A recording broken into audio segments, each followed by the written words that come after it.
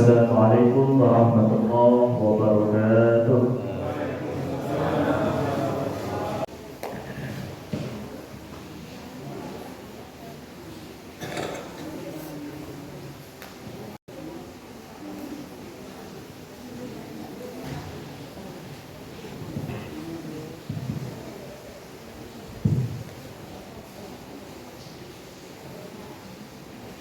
Waalaikumsalam warahmatullahi wabarakatuh. Bismillahirrahmanirrahim. Alhamdulillahilladzi anzala sakinata fi qulubil mu'minin liyazdadu imanan ma imanihim.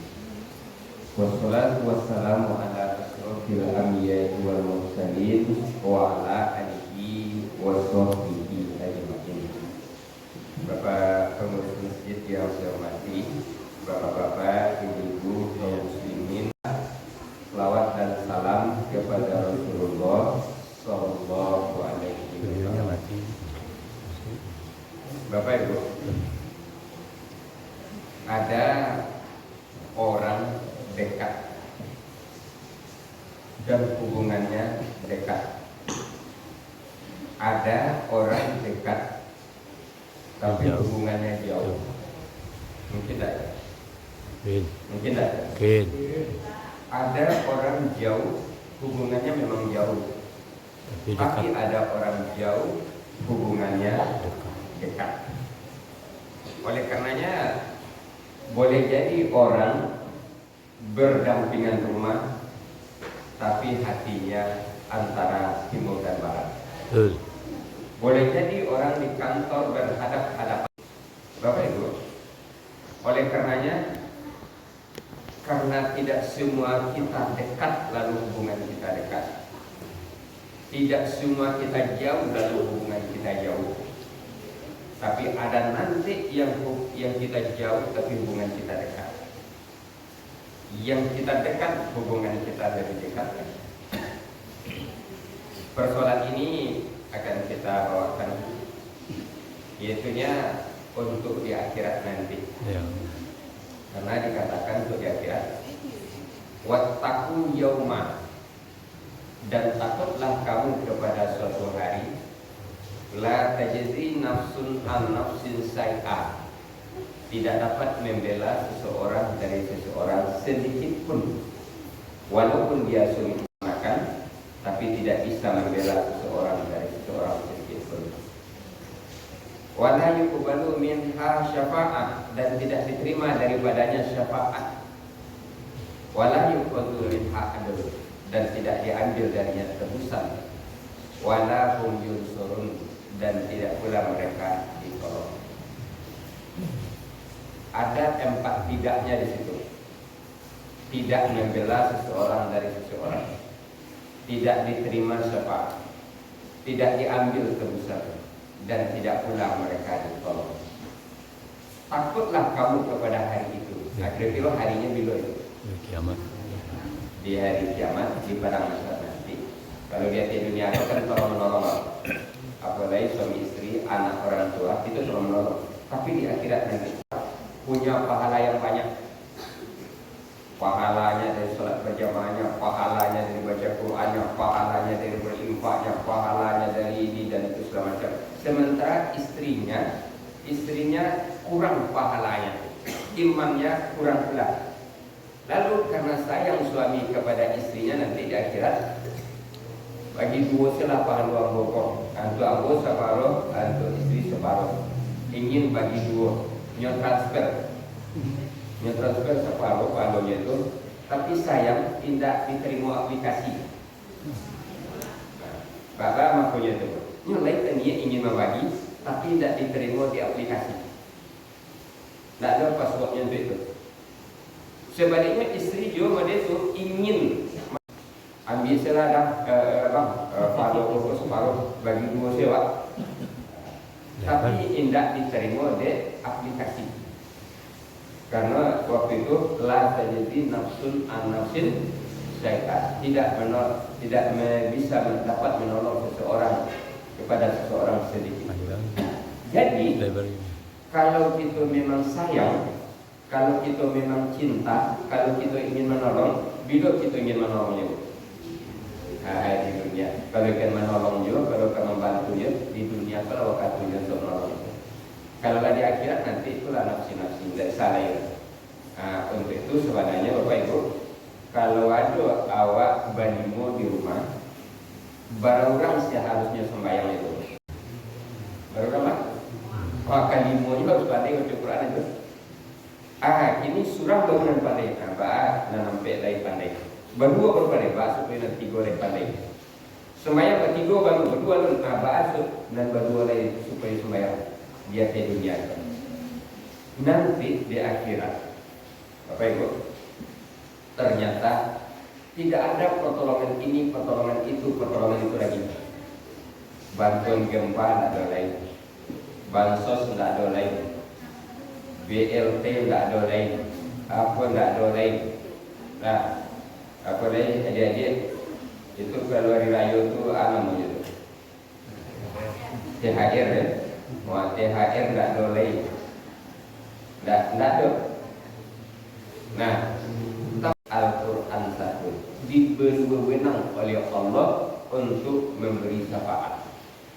Yang pertama Nabi Muhammad, yang kedua Al-Quran diberi wewenang oleh Allah untuk memberi syafaat, sehingga terkenallah syafaat Rasulullah, syafaat Al-Quran. Nah, Bapak Ibu, siapa orang yang diberi syafaat oleh Rasulullah itu? Secara garis besarnya, yaitu orang yang berselawat kepadanya. Itu. Tetapi kalau didalami sebetulnya siapa orangnya yang betul-betul diberi itu? Yaitunya orang yang punya kontak batin dengan Rasulullah, punya kontak batin dengan Al-Quran. Orang yang punya kontak batin dengan Rasulullah, dengan Al-Quran. Nah, Bapak Ibu, lain punya kontak batin Bapak Ibu Rasulullah? Lain? Baik. Abang mencontohkan kontak batin itu. Kontak batin itu. Kini kok kita acara di masjid juga. Sedang duduk bersama. Lalu ibu dapat informasi bangsa cucu ibu misalnya jatuh, patah, lalu ini itu. Ibu langsung permisi untuk pulang atau ibu tunggu selesai ceramah dulu? Langsung permisi. Permisi. Tidak permisi untuk baik. Permisi langsung? Tidak permisi. Tidak permisi langsung? Baik. Berarti dia punya kontak batin dia cucu. Ada itu yang dia tahu dah ada nama Joe Biden dia tahu itu. Dia tahu itu. Jatuh cucunya. Langsung ibu pergi apa mencarinya? Tidak kan? Karena tidak punya kontak batin itu. Tidak punya kontak batin itu. Nah, yang punya kontak batin itu capek awak bakunya. Itu yang punya kontak batin itu. Itu bisa meneteskan air mata, itu bisa membawa haru, itu bisa membuat tawa. Yang kontak batin itu tadi. Nah, ini aku ingin menceritakan sebetulnya pakai fokus sebagai layar untuk kejadian-kejadian itu. Tapi ini dia manual itu. Siapa orang yang punya kontak batin yang jelas-jelas belum sampai di akhirat lagi, di dunia saja dia sudah langsung dapat syafaat dari Rasulullah.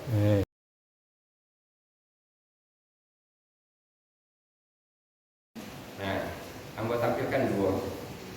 Yang pertama, yang pernah bertemu dengan Rasul.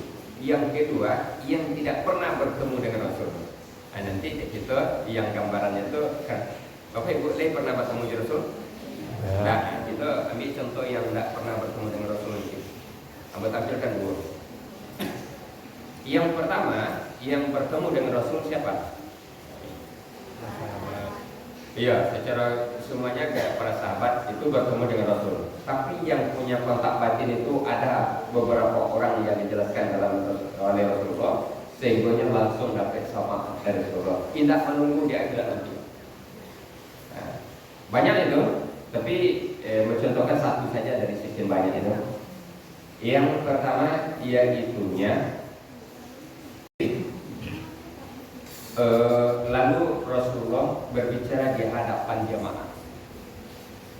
wahai para jamaah, para sahabat, selama ini kita bersama-sama di masjid, di pasar, di tengah masyarakat, di medan perang. Selama ini kita bersama-sama. Sekarang tenaga sudah semakin lemah. Untuk ke masjid tidak kuat lagi. Oleh karenanya masa perpisahan kita mungkin sudah semakin dekat. Untuk itu, siapa selama ini yang pernah tersakiti olehku dalam bentuk apapun juga, tolong balaskan sekarang ini juga. Rasulullah tidak minta maaf, tapi Rasulullah minta dibalaskan sekarang ini juga. Iya, ada orang yang memaafkan dengan ikhlas, dia tidak terdeteksi di situ. Tapi kalau ingin, silakan dibalaskan. Ini luar biasa. Akhirnya apa yang terjadi? Setelah 3 kali Rasul berkata, orang justru hening menundukkan kepala. Siapa yang tega menuntut balas kepada Rasul sekarang ini? Tidak ada. Sampai yang 4 kali baru ada yang tunjuk tangan. Siapa yang tunjuk tangan itu? Dalam hadis namanya itu Uqasah. Namanya Uqasah. Saya ya Rasul. Ada apa ya Uqasah? Di waktu di tengah peperangan di medan perang, waktu Tuhan mencambuk kuda, ketika cambuk ini ke belakang, saya lalu kata Rasul, wahai Bilal, tolong ambil cambuk di rumah Fatimah. Dengan rasa lesu, dengan sedih, sambil bercucuran air mata, Bilal pergi mengambil cambuk. Ini perintah Rasul, tapi rasa tidak tega hidup di dalam kepalanya. Setelah sampai, diserahkan kepada Rasul dengan rasa sedih. Ini Rasul. Lalu kata Rasul, wahai Uqasah, ini cambuk. Silahkan aku dicambuk berapa kali engkau kena oleh aku, dan seberapa kuat, jangan dikurangi. Silahkan dicambuk. Lalu diambil cambuk itu oleh Uqasah. Ya Rasul, ketika aku kena cambuk itu, saya tidak pakai baju. Supaya draw, tolong buka baju Tuhan. Demi keadilan untuk menemui Allah, Rasulullah bersedia membuka bajunya di hadapan orang ramai ini, karena orang yang terkena cambuk, waktu kena cambuk itu tidak pakai baju. Dia minta keadilan, dibukalah bajunya oleh Rasulullah. Ini luar biasa. Di waktu Uqasah akan membalaskan kepada Rasul, lalu melompat ke depan Abu Bakar. Ya Rasul, biarkan saya yang dicambuk. Wahai Uqasah, saya yang menanggung cambuk itu, jangan Rasulullah. Dia dihambat oleh Rasul. Biar Abu Bakar, saya yang menghadapi itu. Melompat lagi Abu Talib, karena dia menantunya, dia tidak boleh oleh Rasul. Melompat lagi itu cucunya, Hasan dan Husain, dilarang pula oleh Rasul. Biar. Dan politik pula. Setelah Rasul itu membuka bajunya dan dipersilakan kepada Uqasah untuk mencambuknya, lalu cambuk, ketika mengayunkan cambuk itu ke belakang, dilemparkannya cambuk ke belakang, dia rangkul Rasul itu erat-erat sambil berkata, wahai Rasulullah, tubuhmu demikian mulia, tubuhmu yang demikian mulia sudah pasti masuk surga. Tubuh saya yang hina belum tentu lagi akan masuk surga. Sebelum kita berpisah, wahai Rasulullah, izinkan tubuh saya yang hina ini bersentuhan dengan kulit tubuh Tuhan yang mulia, ya Rasul. Izinkan ya Rasul, izinkan ya Rasul, tubuh saya bersentuhan dengan tubuh Tuhan yang demikian mulia. Menangis terisak Uqasah tadi, dipeluk Rasul itu erat-erat. Siapa yang ingin melihat penduduk surga, lihatlah Uqasah ini. Bayangkan, langsung dinyatakan dia penduduk surga. Kenapa itu? Karena dia punya kontak batin dengan Rasulullah. Kecintaannya luar biasa kepada Rasulullah, melebihi kecintaan ibu ke cucu ibu itu tadi. Kira-kira cinta awak ke cucu ini mana tinggi pada cinta awak ke Rasulullah?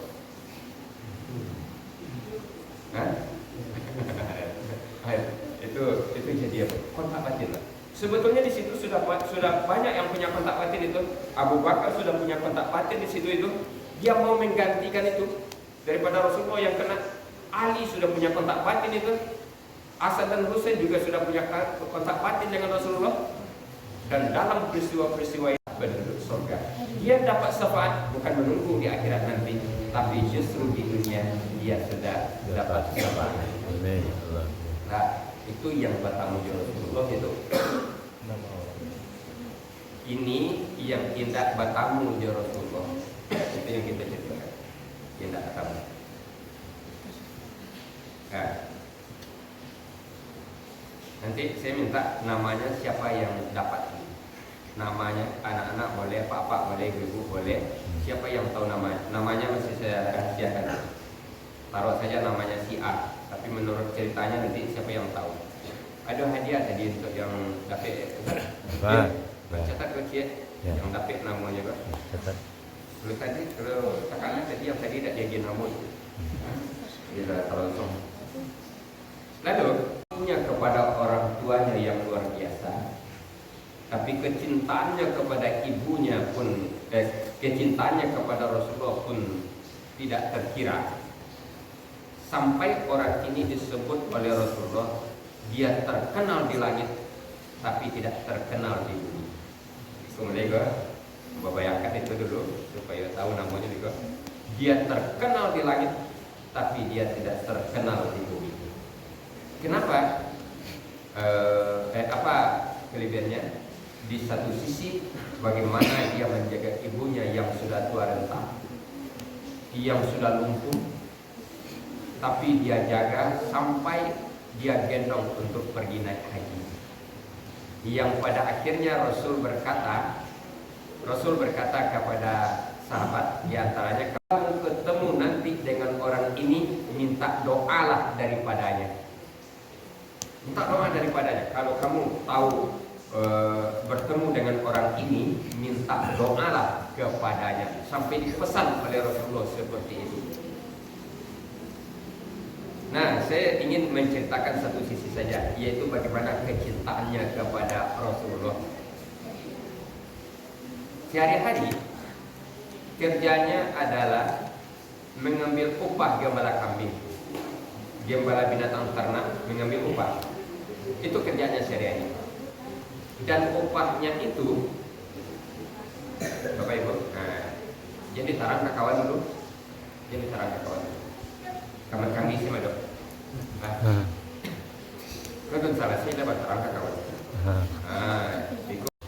Nah, apa? Jangan ditarang ke kawan dulu. Biko salah tarang itu. Lalu akarnya tadi Gembala kambing. Gembala kambing atau ngambil upah dari gembala, yang uangnya itu dipergunakannya untuk biaya hidupnya, biaya makannya dengan ibunya, dan biaya obat ibunya, merawat ibunya, dan kalau berlebih dia sedekahkan. Itu kerajaannya sehari-hari. Jadi lebih dari kebutuhan seharinya sedekahkan. Kerajaannya ngambil upah. Dan dari kecil dia punya penyakit sopak, sehingga putih-putih badannya itu. Tapi nanti karena baktinya kepada ibunya, sakit sopaknya itu hilang. Dan dia minta tinggal putih di telapak tangannya itu ditinggalkan. Seluruhnya itu sembuh karena baktinya kepada ibunya. Waktu dia menggendong ibunya dari Yaman ke Mekah, nanti itu tersendiri. Tapi yang kita ceritakan bagaimana dia dengan Rasul ini. Bapak Ibu, dia menerima berita Rasulullah, menerima berita Islam tidak langsung dari Rasulullah, tapi di zaman Rasulullah. Hanya dari orang-orang yang berangkat ke Mekah, orang-orang yang berangkat ke Madinah. Dia terimalah Islam itu di Yaman. Orang-orang yang pulang balik itu, disitulah dia menerima Islam, disitulah dia mendengar berita Nabi Muhammad itu. Lalu dia menjadi orang Islam yang baik di Yaman, sambil menjaga memelihara ibunya setiap hari. Tapi rasa kerinduan kepada Rasul tidak terbendung. Ingin jika tidak lagi terbendung kerinduan itu, dia minta izin kepada ibunya, wahai ibu, sulit bagi saya untuk menyampaikan satu hal ini kepada ibu. Sudah lama saya menanggung rindu kepada Rasulullah, ingin bertemu dengannya. Saya baru memeluk Islam melalui orang-orang yang kembali dari Mekah, kembali dari Madinah. Saya ingin bertemu langsung dengan Rasul itu, wahai ibu. Tapi kondisi ibu seperti ini sekarang. Berat bagi saya untuk menyampaikannya, ibu. Apa kata ibunya? Wahai anakku, silakan engkau pergi. Sediakan saja bagi saya makan dan minum untuk beberapa hari selama engkau pergi. Dan tolong salah seorang tetangga bisa melihatku sekali dalam sehari. Itu saja.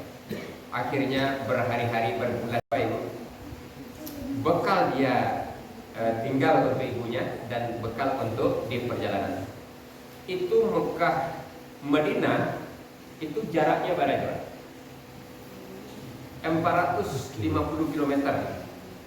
Mekah Madinah itu sama Josiko Kadumai.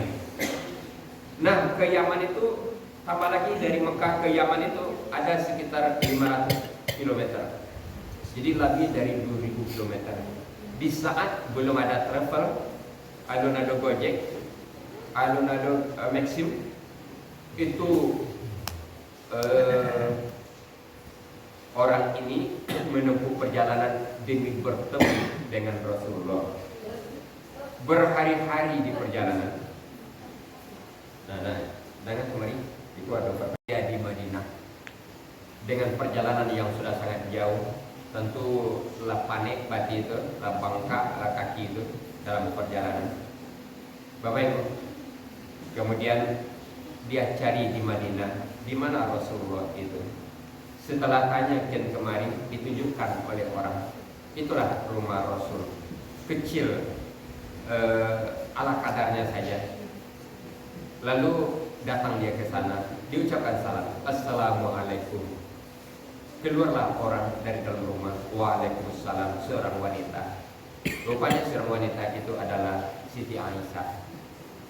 Dia tanya, benar wahai ibu, benarkah ini rumah Rasulullah? Benar. Saya ingin bertemu dengan Rasul. Bapak dari mana?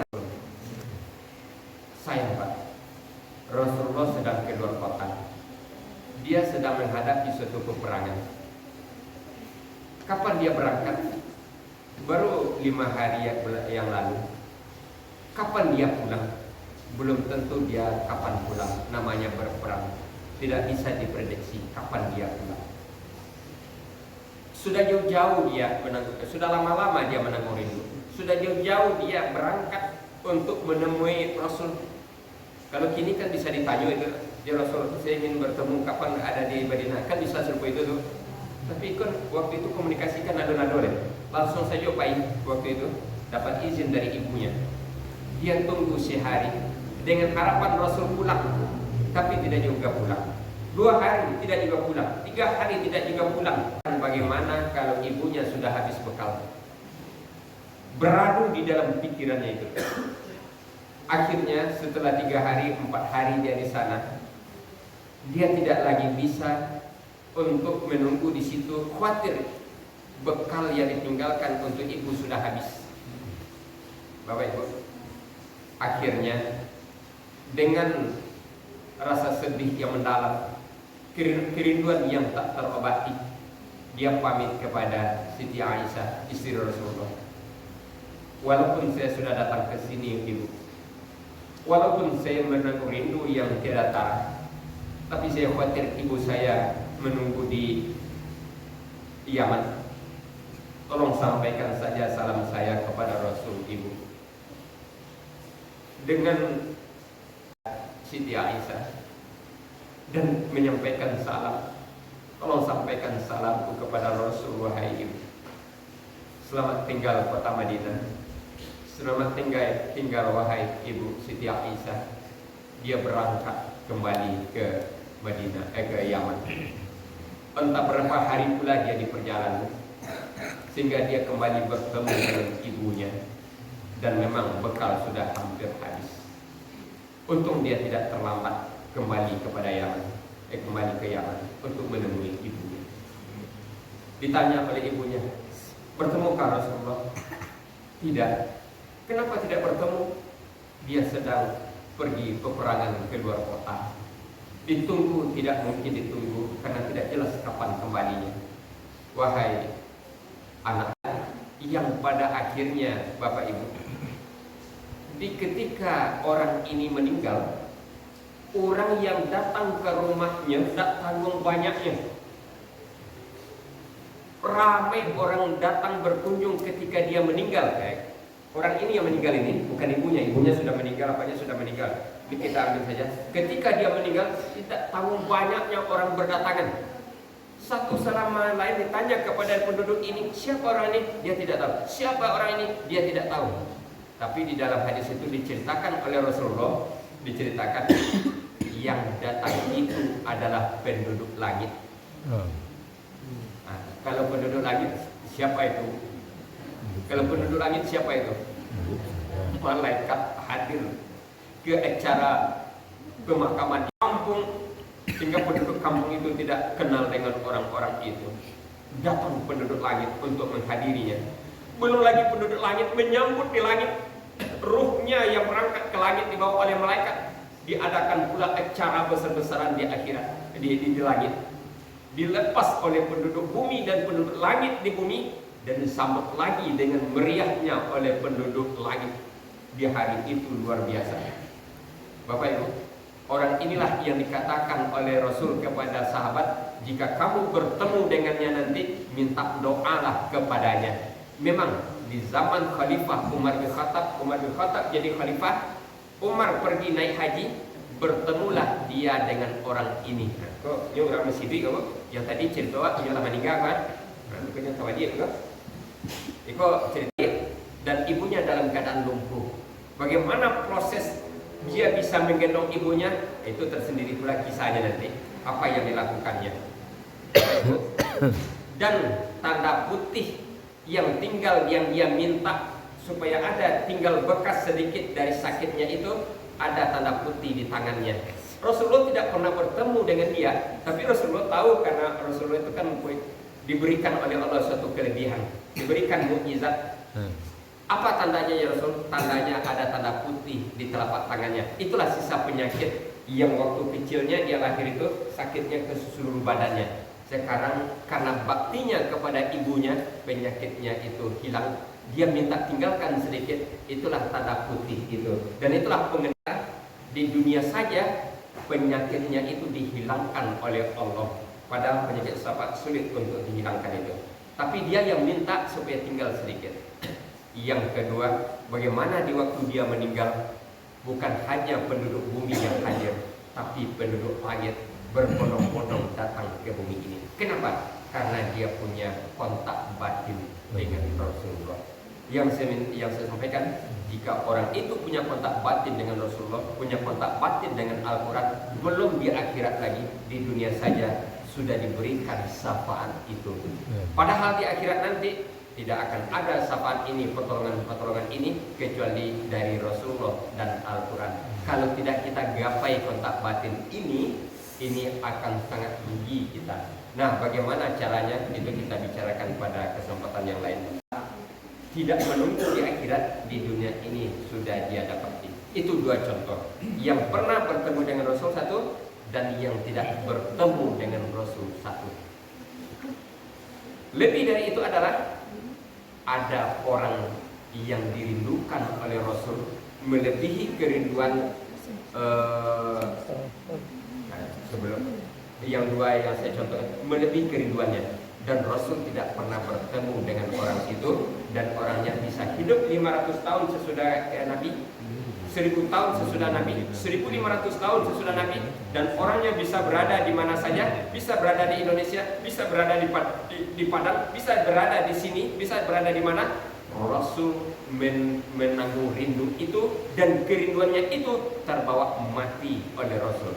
Siapa pula orang yang Bapak Ibu yang saya hormati, ini kita hadir dalam acara apa Pak? Subuh barokah. Subuh mubarakah. Barangkali sebulan kawan. Sekali sebulan. Sekali sebulan. Sabananya subuh mubarakah itu sekali sebulan, setiap hari atau sekali seminggu subuh mubarakah sabananya. Sabananya subuh mubarakah itu tiap hari. Cuma dia wak subuh merokok agak lebih banyak wak hadir. Sudah itu ada makan-makan. Iya dia tu baik. Iya dia tu. Itu makna subuh merokok dia wak kan. Sebenarnya subuh merokok itu ada makan makanan, ada apa acara orang datang segala macam. Yang subuh merokok satyo hari ada. Subuh merokok satyo hari. Dan wak ambil sekali sebulan atau nanti hari. Dari Ustaz nanti. Itu sudah bawa. Ada cik kau dari apa yang lainnya. Iya. Nah, siapa namanya? Itu. Wes Al-Qarni. Dapetnya. Ada nomor Yang tadi pun tahunya Ustaz. Yang memeluk Rasulullah tadi pun tahunya tadi. Tahunya. Aku tahu dah baca dia Bang. Siapa bantu sama ilmu itu? Oh gitu. Itu baca kedua dia apa Bang? Bulian apa? Cuma jawaban. Jawaban. Siapa namanya? Hah? Yang tadi makhluk Oh, tadi. yang pertama tadi Mukasawa dapet dari jawaban. Dan dia misalkan ini yang kedua Mukasawa satu yang kita yang pertama tadi yang kedua gitu. Silakan kalau ada pertanyaan lain. Silakan. Itu sudah ada makan. Nanti Habis anu. Assalamualaikum warahmatullahi wabarakatuh. Waalaikumsalam.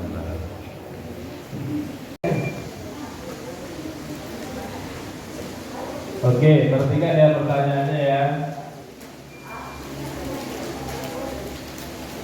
Apa judul tausiah mantap? Mantap, alhamdulillah luar biasa. Siapa namanya?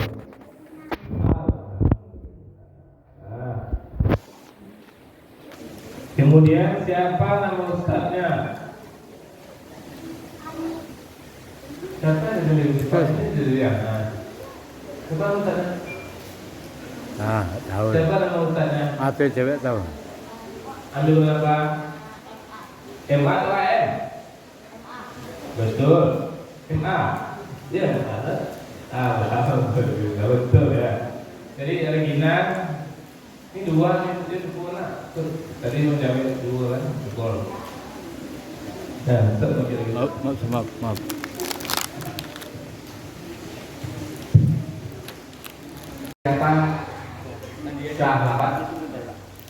Siapa sahabat yang direkomendasikan oleh Rasulullah jika bertemu dengan kami itu tetap doa. Wah, coba yang belum ini. Yang belum sudah. Siapa? Umar dan langsung ke dulunya dia. Aturannya dia ini nggak kawan. Apa namanya? Bahari ya, Pak. Umar apa itu namanya? Umar bin Khattab Ali. Dicatat dulu. Wah, dapat. Langsung dapat. Yang udah menjawab nggak usah lagi. Iya. Namanya siapa dong? Wah. Nah, kedua